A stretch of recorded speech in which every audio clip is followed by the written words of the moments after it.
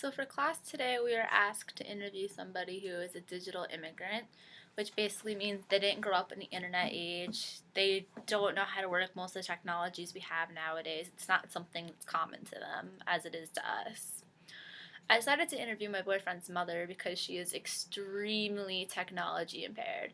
For example, about a week ago, she turned on the laptop and started freaking out as to why it wasn't doing anything.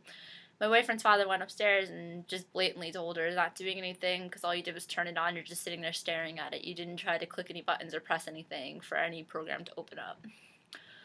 So to start, I asked her, back before cell phones and social networking existed, how would you go about communicating with others? She told me that usually they'd just talk on the phone, of course landline, or if they were long distance, you'd write a letter. I asked her if she tried to adapt to today's technology, and she told me yes. I asked her why, and she told me because it's the way of life nowadays. Most businesses use these technologies. If you want to get a job, some of them require that you know how to work a computer. She told me, for example, way back when she used to work for a doctor's office, and whenever you billed somebody, it was all handwritten. But nowadays, it's usually all done on the computer, or they do it through another company and have everything sent over to them. I asked her if she would say life was easier or more difficult without these technologies. She told me from a business standpoint, it's definitely a lot easier to have these technologies. But otherwise, it's a lot harder for those who don't know how to use it. And it would have been a lot easier if they were taught how to use it back in school or something of that sort, since they never received any knowledge on how to use a computer or how the internet works.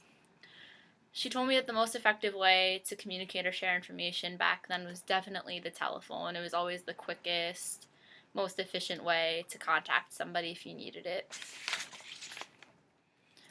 So basically, the main differences in interpersonal communication seem to be it would always be talking on the phone, landline, or sending letters, as opposed to nowadays, you can just IM somebody, text somebody, call them from a cell phone from wherever we are. Our access to media, mass media, has changed in a bunch of different ways. Because back then it was just, whatever you found out through communicating from the phone, television, just radio, things like that that existed. But now you can literally get anything and everything on the internet, on your laptop, on your phone, due to all the apps and stuff we have nowadays. I'd say that choice definitely does play a role in today's mass media because of the fact that you can basically choose how you go about basically viewing mass media. You can choose to just still watch TV or still talk on the phone. You can choose to adapt to today's technology or to not. It all depends on how you go about it. And when it comes to impact, I'd say mass media definitely has a greater impact on our lives and society as opposed to 15, 20 years ago. Because of the fact that nowadays it's literally become a huge part of everything we do. Like I said before, jobs, a lot of jobs are starting to require it. Most schools, you have to know how to work a computer in school.